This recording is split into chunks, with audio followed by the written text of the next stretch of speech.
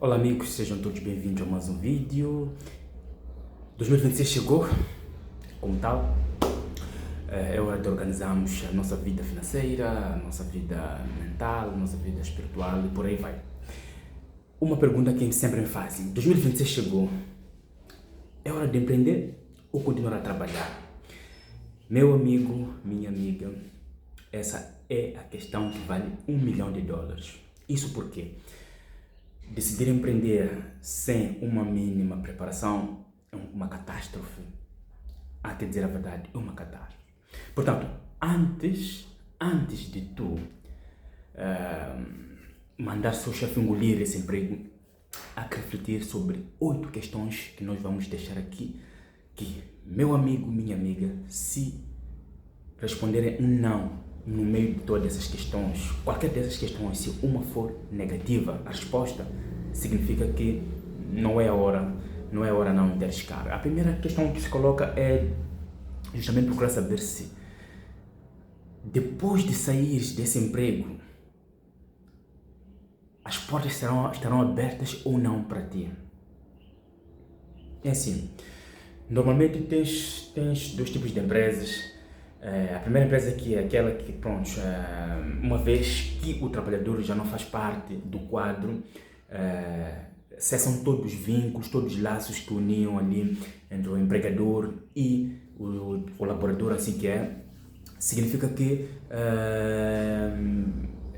é uma desconexão para sempre. Existe outro tipo de empresa que, ainda que o trabalhador saia, sempre manterá as portas aí abertas para receber esse ex-colaborador que efetivamente foi tentar algo lá fora, mas não conseguiu. Entretanto, a empresa foi capaz de recebê-lo novamente. Agora, quero saber de si, meu amigo, minha amiga, sim, essa tua atual empresa em que pretende sair, ao refletires na sua saída, serás capaz de voltar ou não? Portanto, essa é a primeira questão, meu amigo, minha amiga, que deves ter em conta antes de pensar em deixar a sua empresa, o seu emprego e todos os benefícios que lá surgem.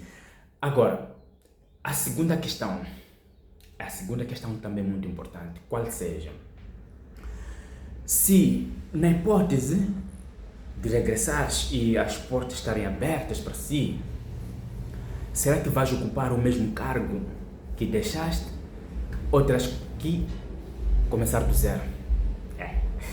Essa é a questão bastante importante.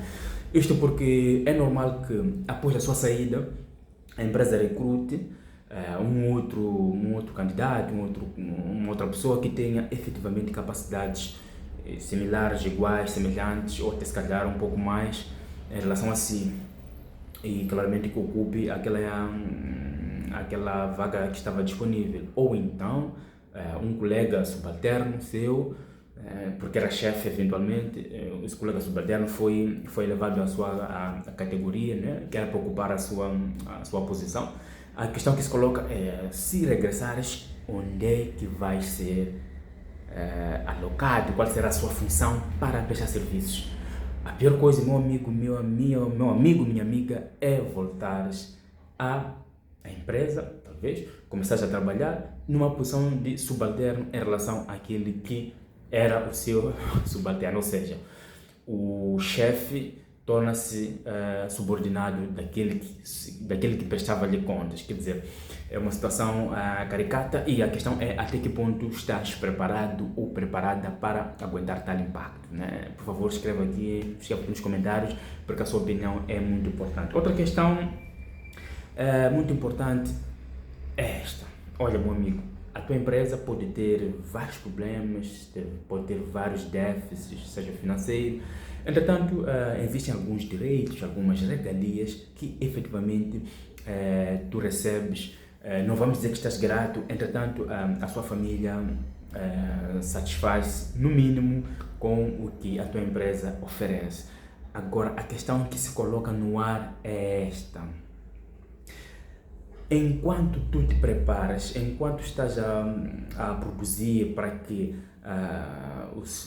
já que eventualmente serás um trabalhador autônomo, ou seja, dependente de si próprio, será que nesse meio termo, enquanto um novo emprego não começa a gerar lucros, será que estás preparado para gastar as poucas economias que já havias guardado nesse período de transição até que esse novo negócio comece a dar frutos? Quer dizer, estás preparado para viver tão apertado nesse meio termo até que consigas realmente produzir resultado nesse teu novo emprego, nesse teu novo negócio?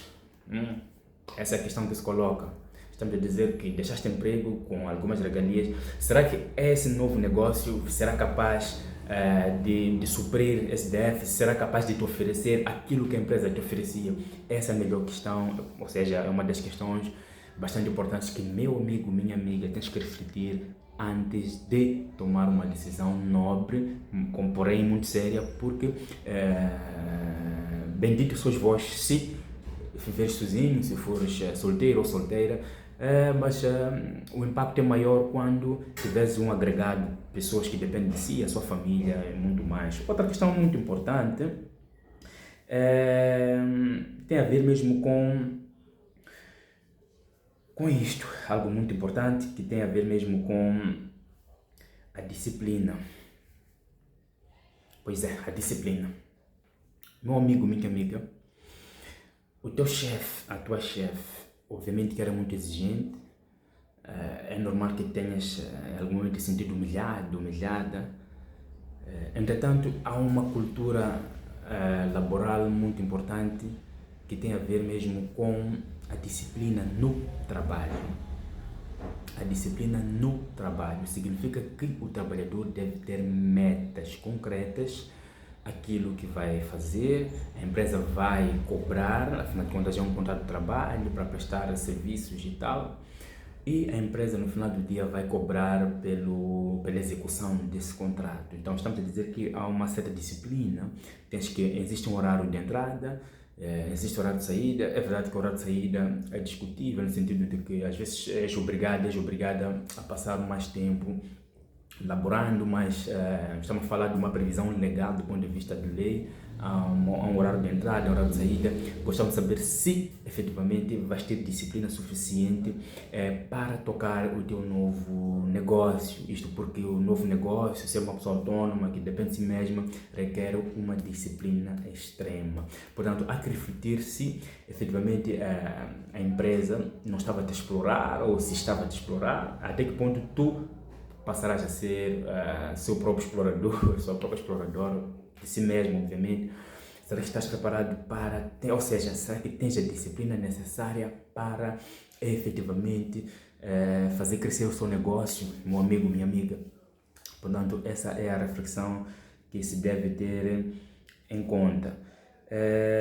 Outra questão importante é esta. Já que eras muito chato com o teu chefe, no sentido de que não toleravas abuso, falta de respeito, maus tratos, entre outras situações de caráter laboral, gostava de saber de si, meu amigo, minha amiga, se terás capacidade suficiente para cobrares a ti mesma, a ti mesmo.